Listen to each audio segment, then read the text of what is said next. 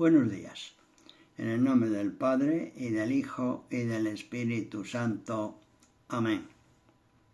Nuevamente con vosotros para seguir con el desarrollo de la Biblia. Sabéis que estábamos en los primeros capítulos del Génesis. Y vimos el último día el diluvio. Y ahora vamos a ver algunas consideraciones relacionadas con el diluvio y sus consecuencias. ¿Cuál es la doctrina de los santos padres de la Iglesia sobre el diluvio? Pues que el diluvio fue el arquetipo de la Iglesia. La primera, la de Noé, fue necesaria a todos para salvarse del diluvio. Sin el arca no se hubieran podido salvar, hubieran perecido todos.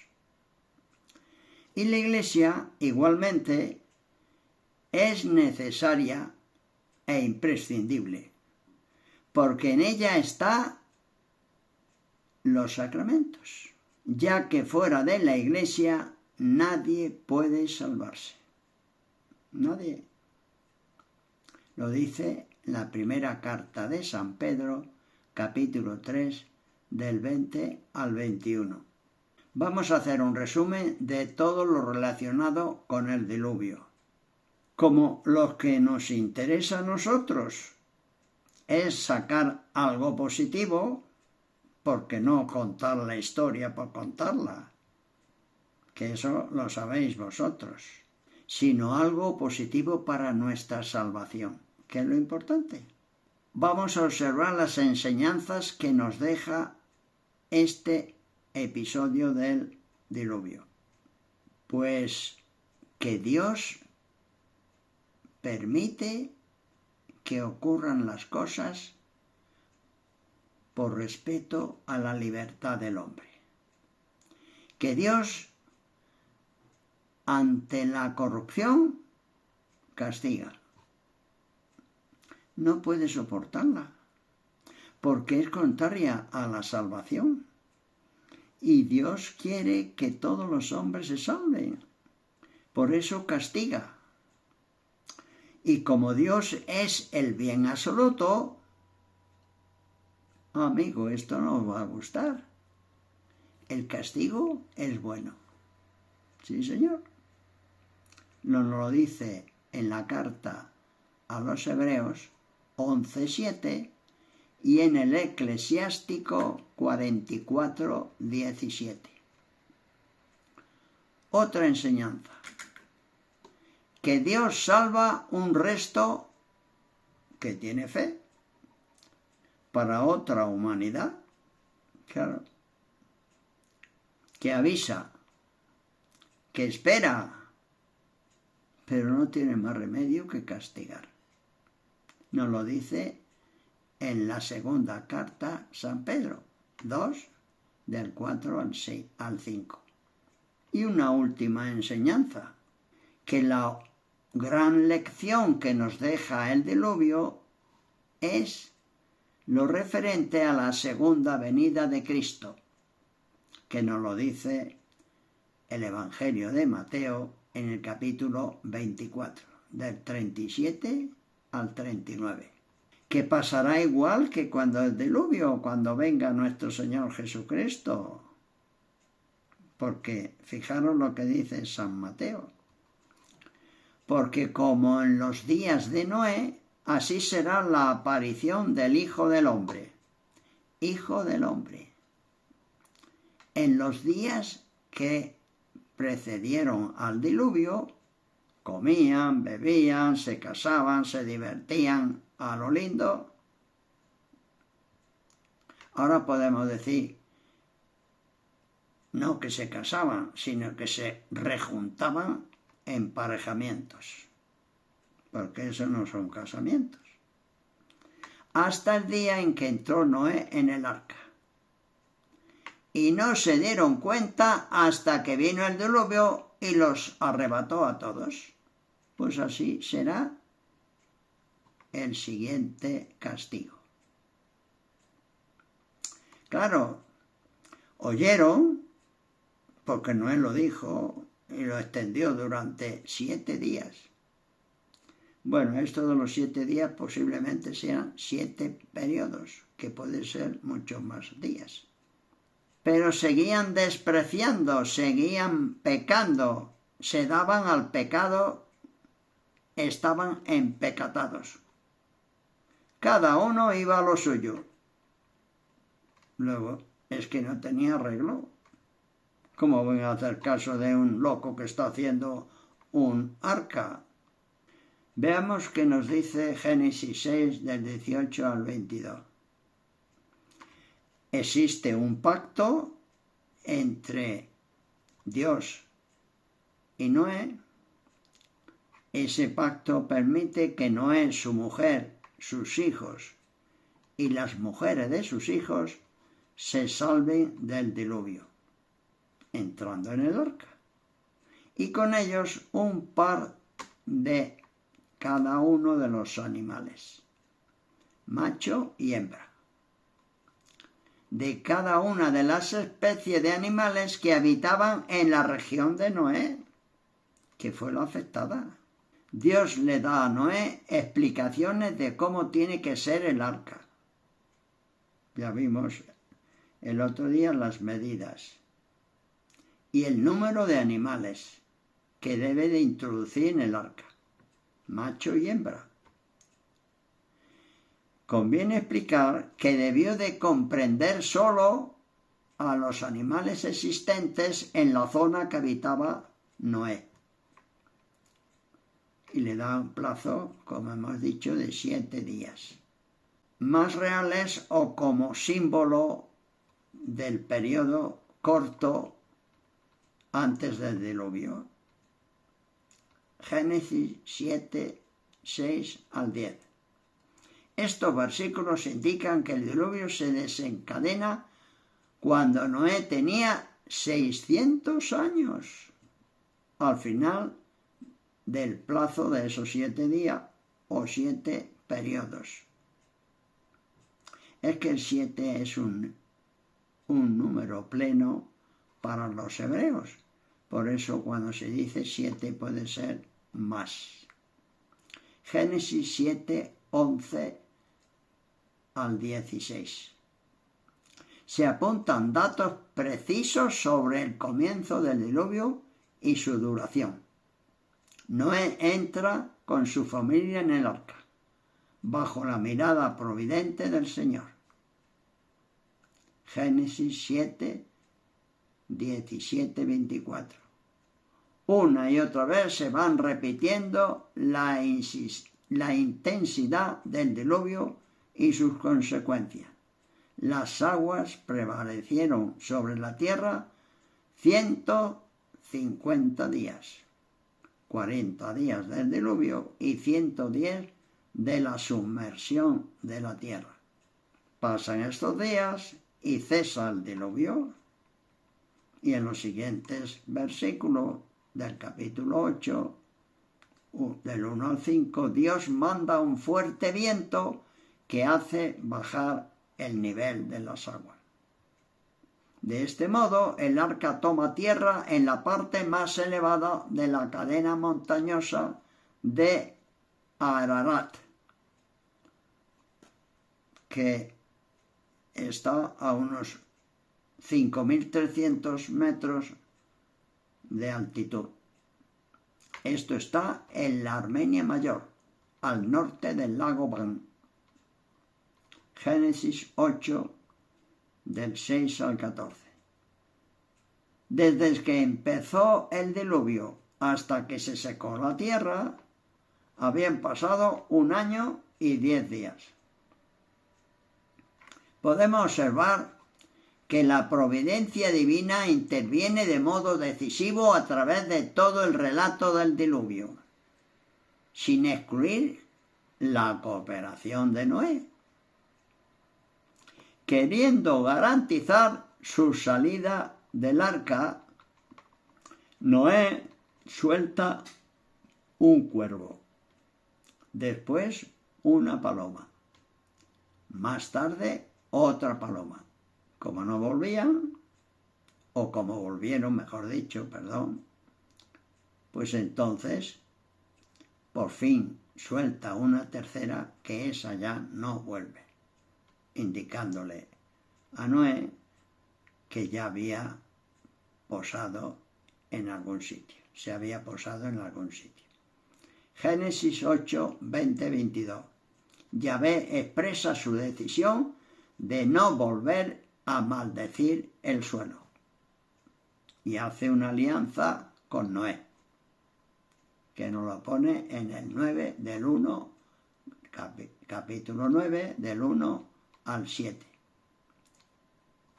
Dios bendice a Noé y a sus hijos y les concede el dominio sobre los animales. Como elemento nuevo aparece la facultad expresa de comer carne de todos los animales, pero con una limitación. No comeréis la carne con su sangre. ¿Y por qué?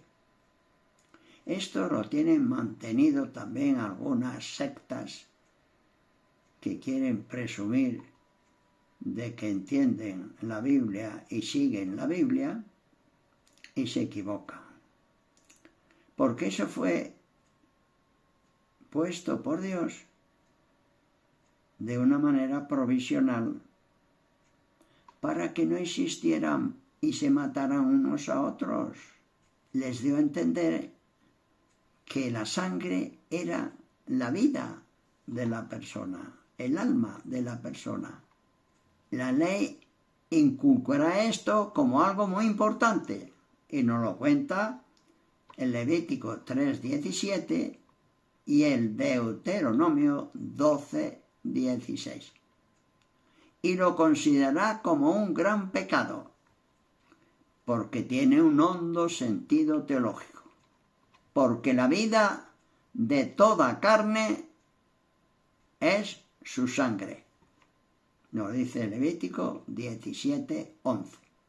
Y a Dios solo debe ofrecérsele, en los sacrificios que hacían, los animales. Esta circunstancia y esta costumbre en los pueblos de alrededor de Israel eran más salvajes. Por eso Dios fue aminorando esas costumbres. Una segunda provisión se fue hacia el homicidio, poniéndose de relieve la excelencia de la vida del hombre sobre la de los animales y el exclusivo dominio de Dios sobre ella. Por eso Dios se constituye en juez implacable contra cualquier homicida y amenaza muerte con muerte. Ley general en defensa de la vida humana, porque en los demás pueblos, como he dicho antes, eran más salvajes. Si existía uno que mataba a su hijo, él mataba a toda la familia o a toda la tribu. Eran más salvajes. Aquí Dios fue aminorando esa costumbre que era ojo por ojo y diente por diente. Luego vendrá nuestro Señor Jesucristo y dijo, no hombre, no, eso ya se ha acabado. Aquí lo que vale es la caridad, el amor. Más tarde se restringirá en el caso del homicida involuntario, porque podía ocurrir que involuntariamente, por algún accidente, se provocara la muerte de otra persona. Y entonces existían unas ciudades refugio donde se podían albergar sin que pudieran tocarle. Génesis 9, 8, 17. Aquí aparece el pacto que Dios hace con el hombre para siempre, que asegura a toda carne y a la tierra. contra una nueva destrucción al estilo del diluvio. Como confirmación, Dios promete una señal externa. ¿Y cuál es esa señal? Pues el arco iris. Aunque es un fenómeno ya conocido, Dios le hará aparecer en el cielo no como un arco guerrero, sino como símbolo de bondad. Servirá para que Dios perdone al hombre. Y aquí podemos meditar cómo será el castigo, si no es otro diluvio, porque está anunciado ya un castigo. Está anunciado que vendrán plagas, terremotos, guerras, de más o menos intensidad de las que ya conocemos. Pero será el castigo que nos espera, será un astro el que se precipitará sobre la tierra. ¿Y cómo lo sabemos? Pues nos lo cuenta la Santísima Virgen en Prado Nuevo.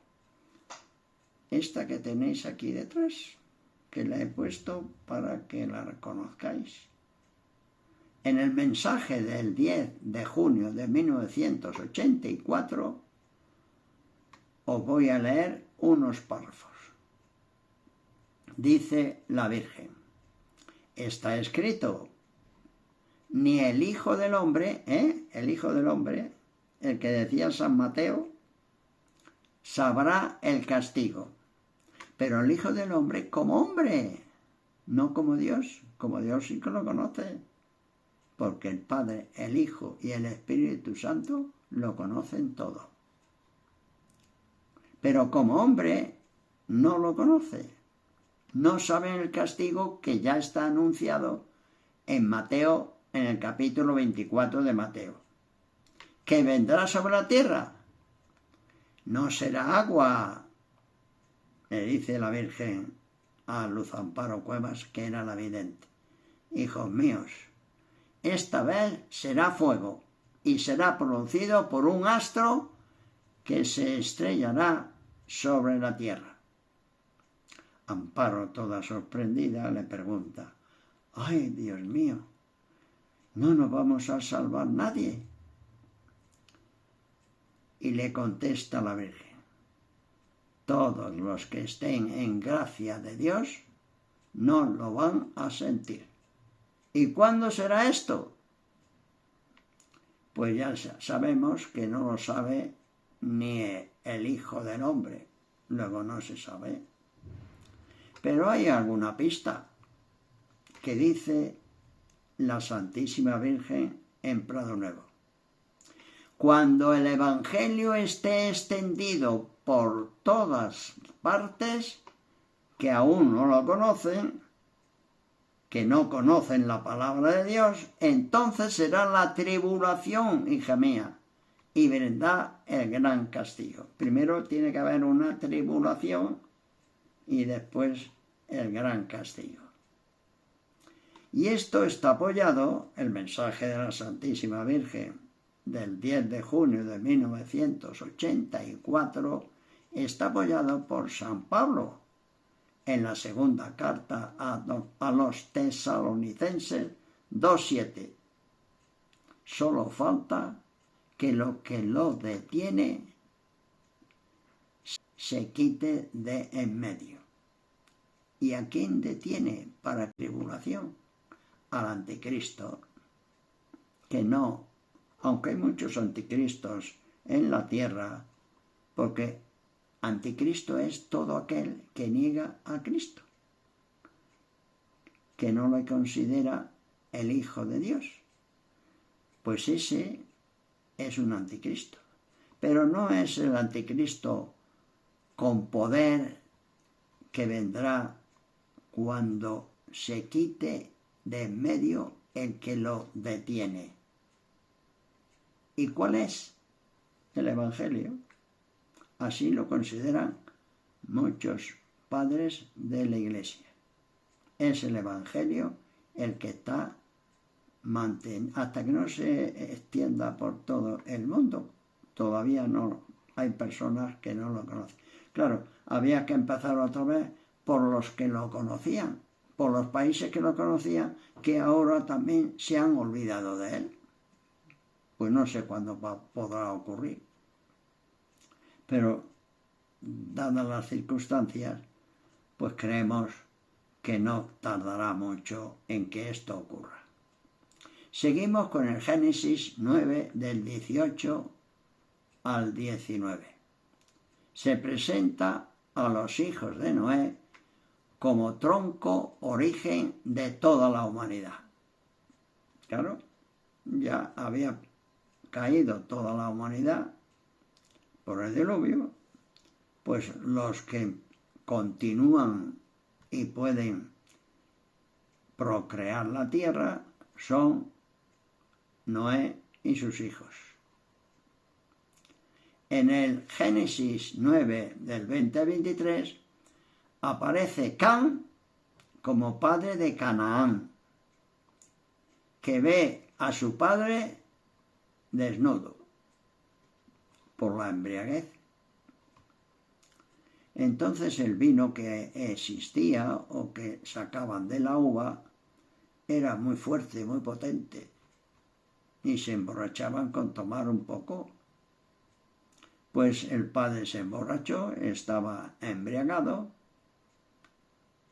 y el hijo Cam le ve que está desnudo y no le auxilia. Comete un doble pecado. Pecado contra el pudor ante la desnudez en sí. Ay, cuántas van desnudas por el mundo. Bueno, pues que tomen nota. Muchas veces condena en hombres y mujeres esta desnudez. La Escritura en Éxodo 16:37 y en la segunda de Samuel 6:20. Y contra la piedad filial, que lo dice el Eclesiástico 3:10. Dos pecados que comete Cam. Por eso Noé maldice a Cam y bendice a sus otros dos hijos. Esta bendición de los patriarcas era tan eficaz como la de Dios, en cuyo nombre se hacía, claro. La bendición a semitas, es un preludio de la bendición a Abraham, porque de ahí desciende Abraham, de Sem, para abrirse después a todos los pueblos. Por ahí nos viene la bendición de Dios, por Sem, Abraham y el resto de los creyentes. Noé desaparece de la historia bíblica sin más. No dan más explicaciones, nada más que con un clásico y murió. Bueno, pues ahora vamos a ver qué dice de Jafet. Pues de Jafet descienden los griegos. Azkenaz, pueblo de Europa Central.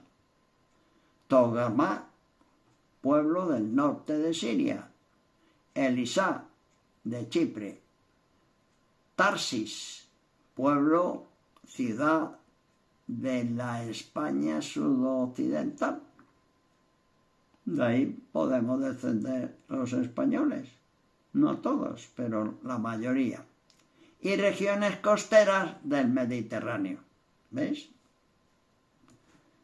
Parece ser que se centraron los descendientes de Jafet por el Mediterráneo. Descendientes de Cam, pues Egipto, Somalia, Arabia, Etiopía, Babilonia, Nínive, viene de Cam, y el pueblo de Canaán.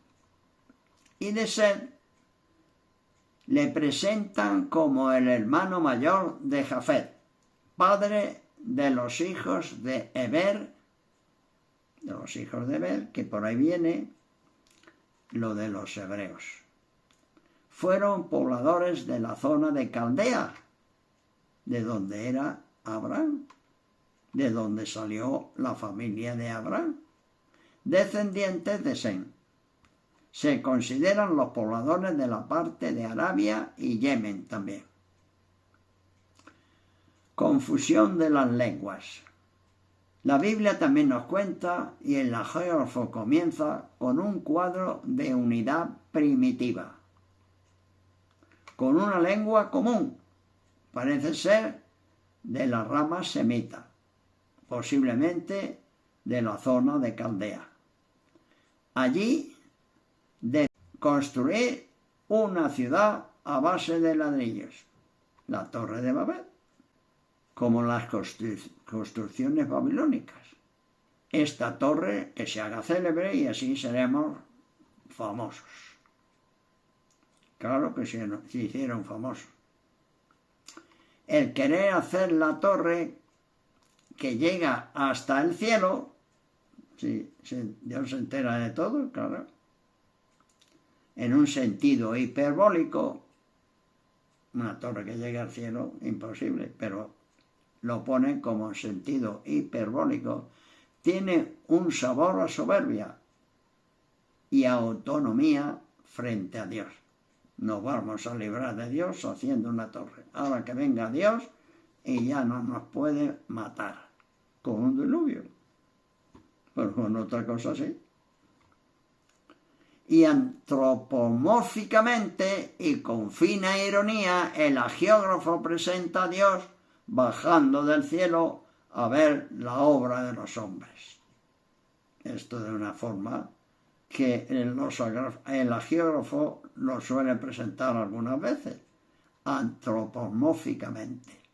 Dios les castiga con la confusión de lenguas. ¿Queréis ser independientes? Pues toma independencia.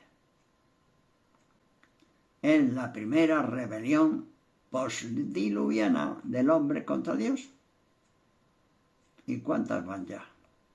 Continuamente el hombre se separa de Dios. Bueno, pues hasta aquí. Lo dejamos hasta la próxima semana, que hablaremos de la historia de Abraham. Que Dios os bendiga en el nombre del Padre, y del Hijo, y del Espíritu Santo. Amén.